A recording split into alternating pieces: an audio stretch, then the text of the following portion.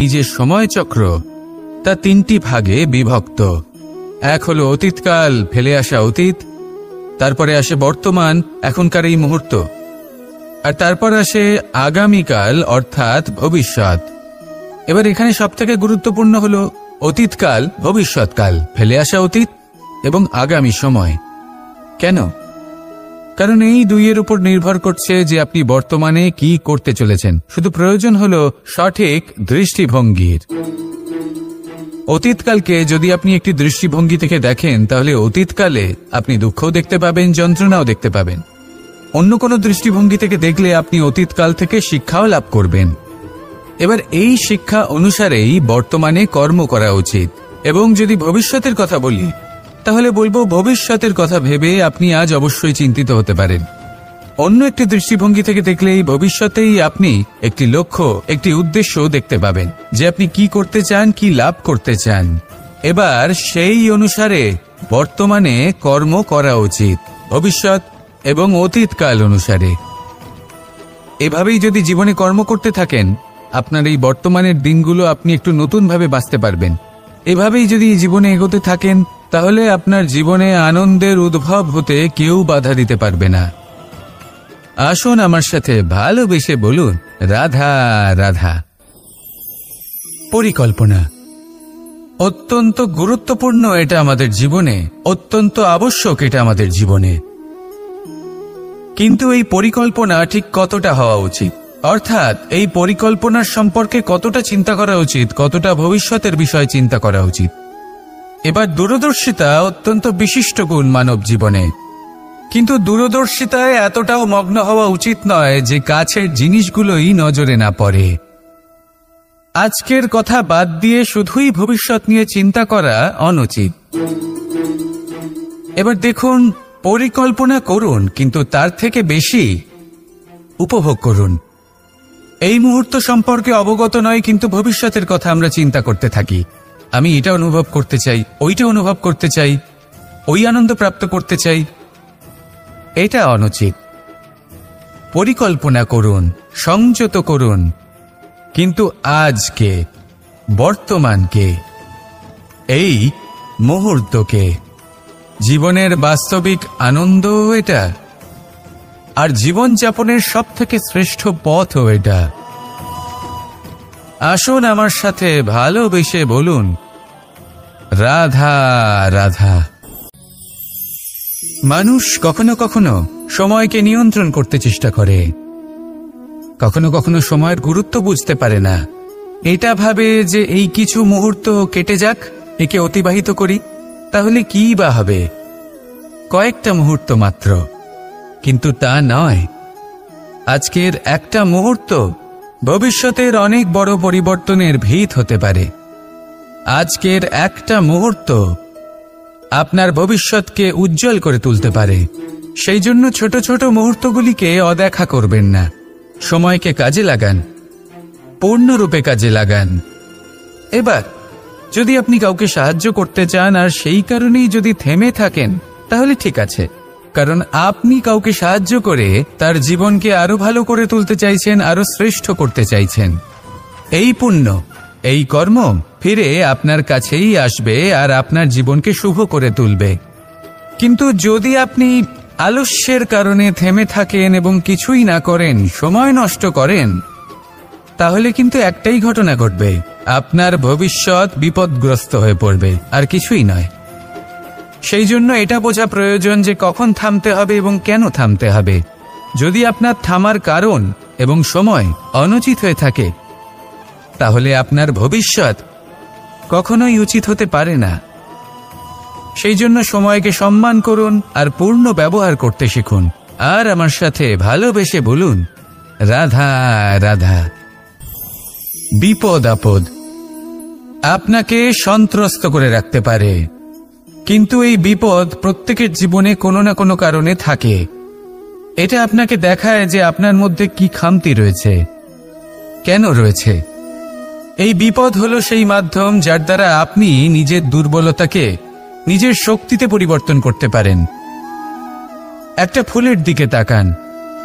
একটা ফুল তার বুকে যখন একটা সূচ বিঁধে এপার ওপার হয়ে যায়, শুধু তখনই আমাদের প্রভুর জন্য ফুলের মালা তৈরি করা যায়।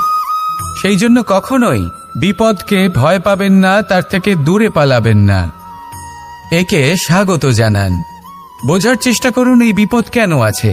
যদি বিপদকে বুঝতে পারেন তবেই জীবনকে বুঝতে পারবেন। যদি জীবনকে বুঝতে পারেন তবেই এই বিপদকে সম্পদে পরিণত করতে পারবেন। আসুন আর আমার সাথে ভালোবেসে বলুন, রাধা রাধা। জীবনে সবথেকে বেশি গুরুত্বপূর্ণ বস্তু কি? বাড়ি, বাহন, সোনা, ধন। যদি আমি সত্যি বলি তাহলে জীবনে সবথেকে বেশি গুরুত্বপূর্ণ বস্তু কোনো বস্তুই নয়। যদি কিছু গুরুত্বপূর্ণ থাকে তাহলে তা হলো অনুভূতি, করুণা, মিত্রতা, মাতৃত্ব, বাৎসল্য, আর সবথেকে বেশি গুরুত্বপূর্ণ ভালোবাসা। নিজেদের এই জীবনে যদি আপনি শুধুমাত্র বস্তুর খেলাতে মেতে থাকেন তাহলে জীবনে আনন্দ কখনোই থাকবে না। নিজের এই জীবনকে অনুভূতির পীঠস্থান বানিয়ে তুলুন। এই মন প্রসন্ন হয়ে বলবে, রাধা রাধা। সাগরের ঢেউ সমুদ্র তটে ধাক্কা খেয়ে, পাথরের সাথে ধাক্কা খেয়ে তার আকার বদলে দিতে পারে।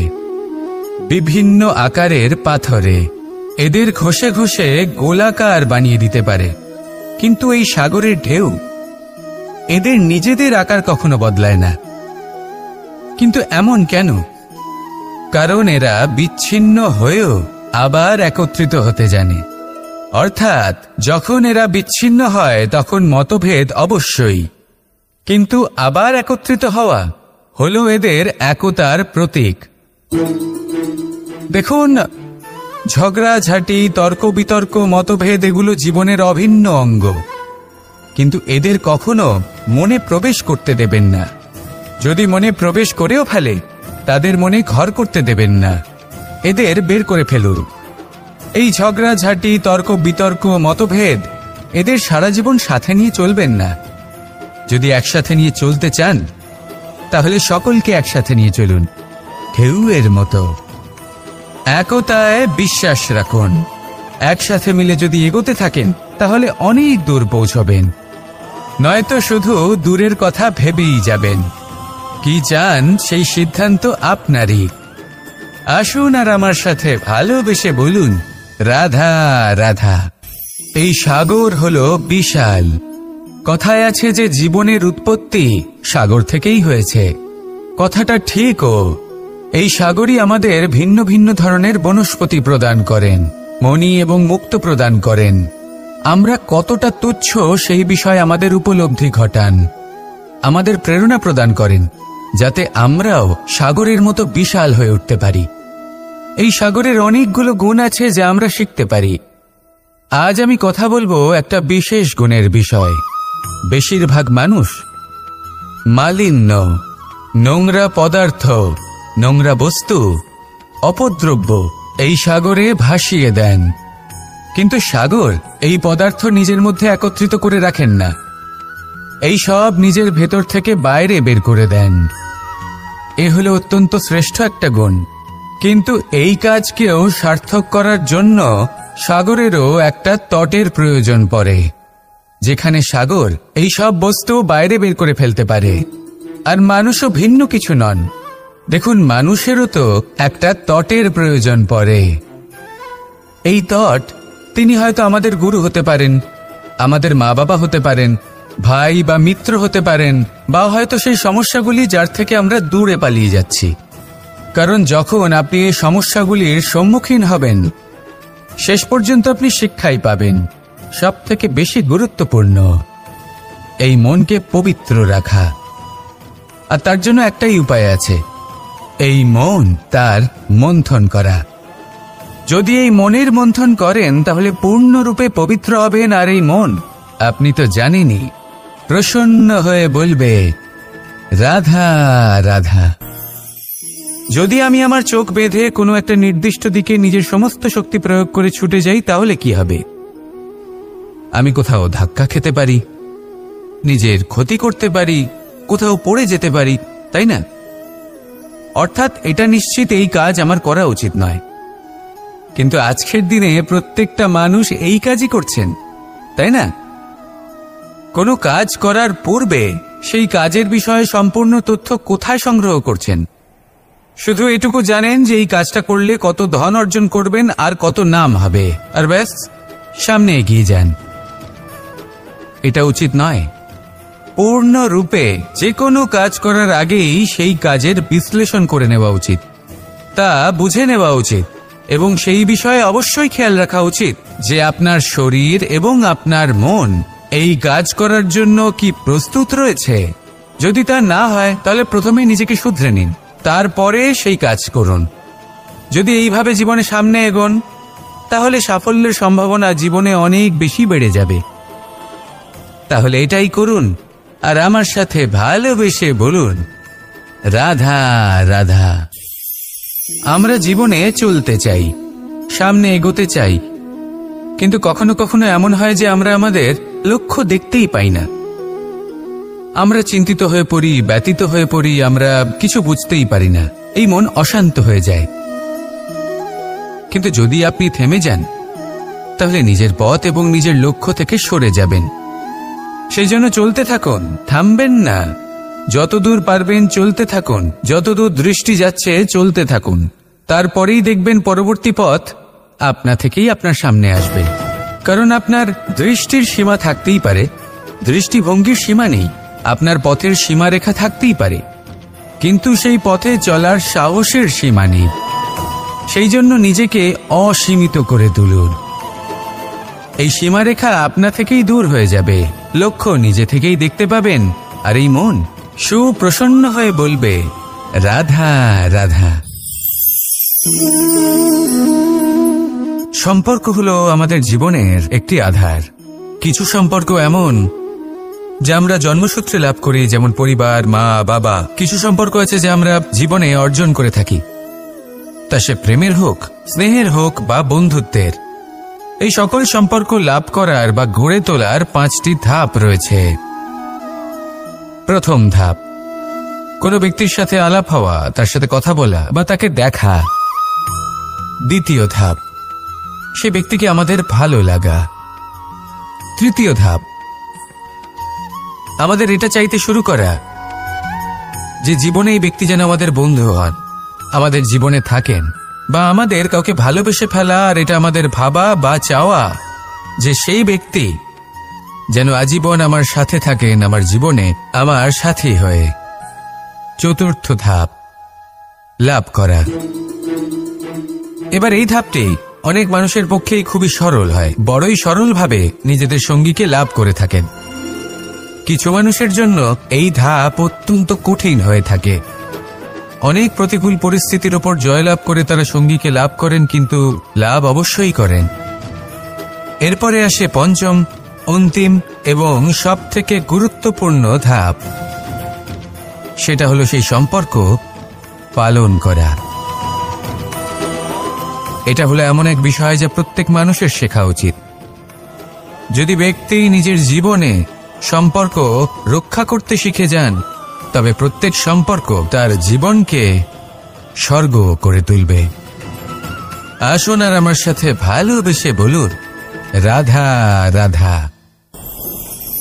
রাধা কখনো কখনো আমার জন্য বড়ই সুগন্ধি আতর নিয়ে আসে, পারিজাত ফুলের মালা নিয়ে আসে আমার প্রসাধন করবে বলে, এবং আমার সব থেকে বেশি প্রিয় মাখন নিজে হাতে বানিয়ে আনে আমাকে নিজে হাতে খাইয়ে দেবে বলে, সবকিছু আমাকে প্রসন্ন করবে বলে। কিন্তু আপনি কখনো ভেবেছেন যে এই আতর কিভাবে বানানো হয়? সহস্র ফুলের পাপড়ি একসাথে পিষে নিতে হয়, তারপরে তার থেকে যে রস নিঃসৃত হয় সেই রস দ্বারাই আতর তৈরি হয়। অনেক সংখ্যক ফুলকে অসীম যন্ত্রণা ভোগ করতে হয়, তবে তারা আমার প্রসাধন সামগ্রী হয়ে উঠতে পারে। দুধ থেকে মাখন তৈরি করার জন্য কতটা পরিমাণ মন্থন সহ্য করতে হয় সেটা আপনি জানেন। ঠিক সেই রকমই হলো আমাদের জীবনও। বিপদও আসে, কঠিন পরিস্থিতিও আসে, এর সম্মুখীন হতে শিখুন। মনে রাখবেন, আপনি হলেন সেই দুধ যাকে মন্থন সহ্য করতে হবে মাখন হয়ে ওঠার জন্য। মনে রাখবেন, আপনি হলেন সেই ফুলের মতন যাদের পিষ্ট হতে হবে সুগন্ধি আতর হয়ে ওঠার জন্য, যাকে এই সংসার পছন্দ করে। কখনো কখনো জীবনে আপনার সাথে খারাপ শুধুমাত্র এই কারণে ঘটে যাতে আপনার শ্রেষ্ঠ রূপ এই সংসারের সামনে আসতে পারে। শুধুমাত্র কঠিন পরিস্থিতি এবং বিপদকে একটা সুযোগ হিসেবে দেখার চেষ্টা করুন। আপনার জন্য এই সংসার বদলে যাবে, সংসারকে দেখার দৃষ্টিভঙ্গি পাল্টে যাবে, আপনার ভাগ্য পাল্টে যাবে, আর এই মন প্রসন্ন হয়ে বলবে, রাধা রাধা। কি অমূল্য, কি সুন্দর এই রত্ন। এবার ভেবে দেখুন, যদি আমি এই রত্নকে ব্যবহার করি আখরোট ভাঙার জন্য, তাহলে কি হবে? বা ভেবে দেখুন, এই রত্ন নিয়ে আমি যদি বন্ধুদের সাথে খেলা করতে শুরু করে দিই, তাহলে কি হবে? আপনি তো হাসবেন আমার ওপর। আপনি বলবেন, এত অমূল্য একটা রত্ন, এর দ্বারা কত দুঃখ দূর করা সম্ভব। এই মূল্যবান রত্নের আমি অপব্যবহার করছি। একদম ঠিক বলেছেন, আমি মেনে নিচ্ছি। মূল্যবান বস্তুর অপব্যবহার করা অনুচিত, কিন্তু আপনিও তো তাই করছেন, তাই না? ভেবে দেখুন, মানুষ এই সংসারের সর্বশ্রেষ্ঠ প্রাণী, আর মানুষের এই শরীর সব থেকে মূল্যবান রত্ন। এবার এর সাথে আপনি কি করছেন? অপব্যবহার করছেন না, নিজের স্বাস্থ্যের যত্ন নিচ্ছেন না, আপনি অনুচিত পথে চলছেন শুধুমাত্র ধন অর্জন করার জন্য, পাপ কাজ করছেন, কি না করছেন? এটা অপব্যবহার নয়? ভেবে দেখুন, আমরা এই মানব শরীরের সাথে কি করতে পারি। যদি এর আমরা সদ্ব্যবহার করি, তাহলে অনন্ত পুণ্য অর্জন করতে পারি, যার দ্বারা শুধুই নিজেকে নয়, বরং আমাদের আশেপাশের সকলকে সন্তোষ প্রদান করতে পারি। তাই সংকল্প নিন, এটাই যে মানব শরীরের আমি সদ্ব্যবহার করব, পুণ্যের পথে চলব, সকলের মঙ্গলের জন্য, সকলের প্রসন্নতার জন্য। এই কর্ম করুন, এই পথে চলতে থাকুন। এই মন সন্তোষ বোধের সাথে বলবে, রাধা রাধা। এই সংসারের সব থেকে বড় শক্তি আসলে কি? দৈহিক শক্তি, ভৌতিক শক্তি, রাজনৈতিক শক্তি, স্বর্ণের শক্তি, বিদ্যার শক্তি নাকি মায়ার শক্তি, ভক্তির শক্তি নাকি নিরাশক্তির শক্তি? এই সংসারের সব থেকে বড় শক্তি হল হাসি মুখের। যদি আপনি এবং আমি এমন কোন সময় হাসতে পারি যেখানে মুখে হাসি আসা প্রায় অসম্ভব, তাহলে বিশ্বাস করুন, এই সংসারে কেউ আপনাকে ভাঙতে পারবে না। এটা কিছুটা সেই রেশমের কীটের মতো, যে চারিদিক থেকে নিজেকে ঢেকে রাখে একটা খোলসের মধ্যে থাকে, কিন্তু জীবিত থাকে। এই হাসি মুখ, এটা শুধুমাত্র একটা আবেগ নয়, এটা সংসারের যে কোনো অভাব দূর করে। অভাব আশার, অভাব বিশ্বাসের।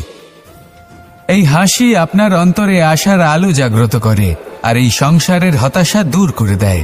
তাই কঠিন থেকে কঠিনতর পরিস্থিতিতেও মুখে হাসি বজায় রাখুন।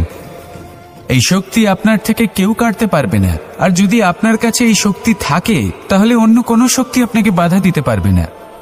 তাহলে হাসুন আর আমার সাথে ভালোবেসে বলুন, রাধা রাধা।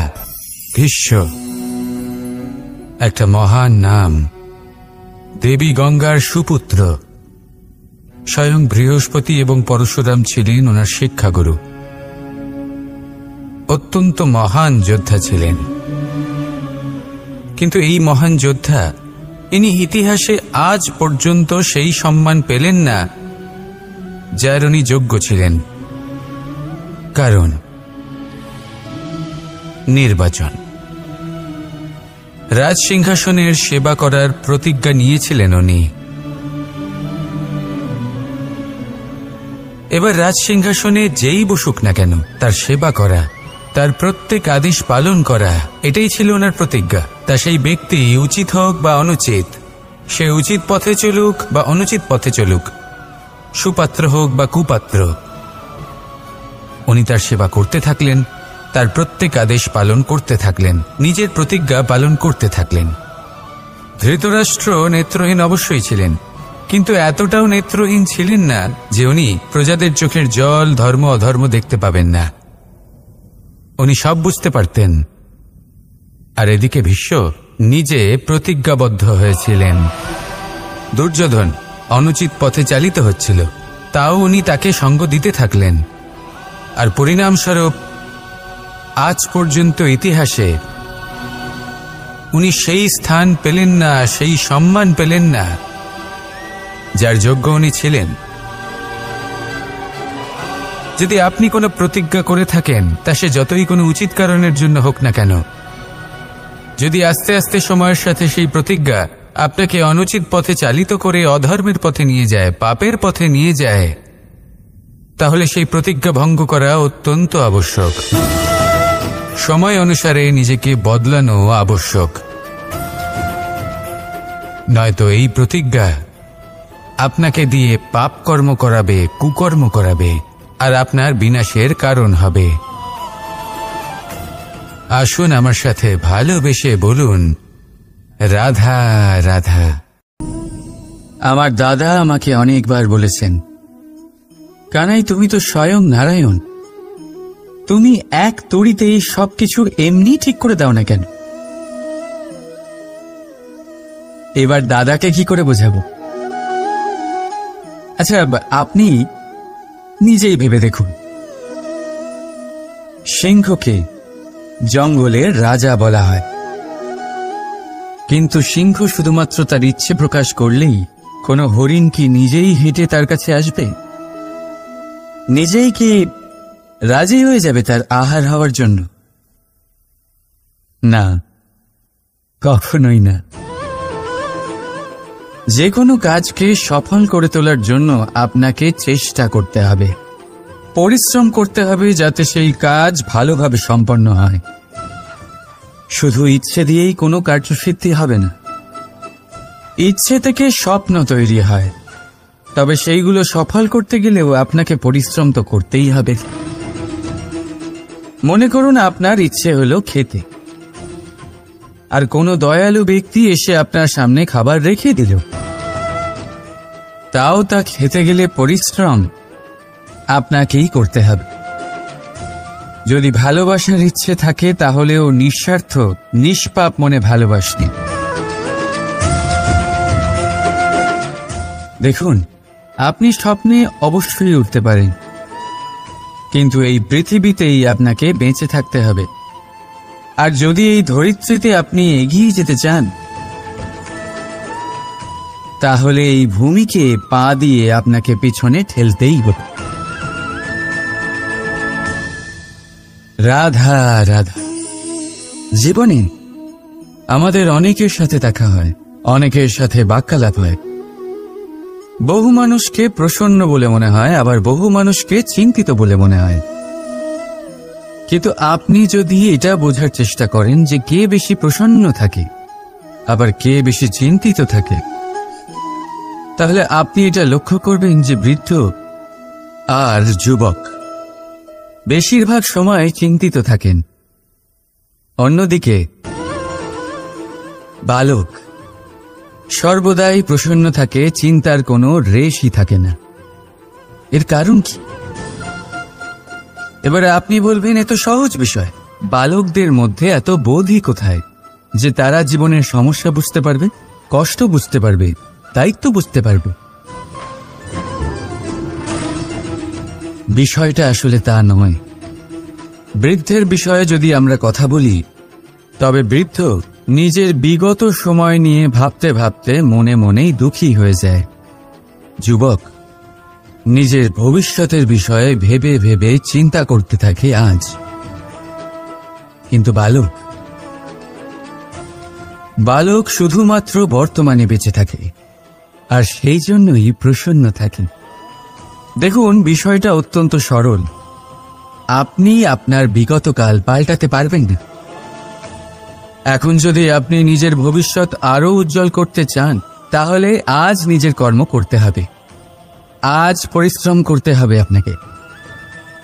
তাহলে ভুলে যান গতকাল আর আগামীকালের চিন্তা। বর্তমানে আনন্দ করুন, কারণ এই বর্তমান আপনার ভবিষ্যৎ উজ্জ্বল করতে পারে। আবার এই বর্তমান আগামী সময় আপনার সেই বিগত কাল হবে যার কথা ভেবে আপনার গর্ব হবে। রাধা রাধা।